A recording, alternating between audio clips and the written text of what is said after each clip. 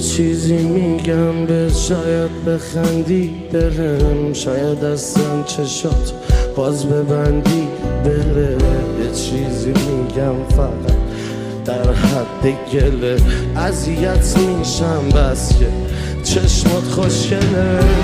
یه چیزی میگم یه چیزی میشنوی، ما تو هر زمینه میکنیم پیشروی.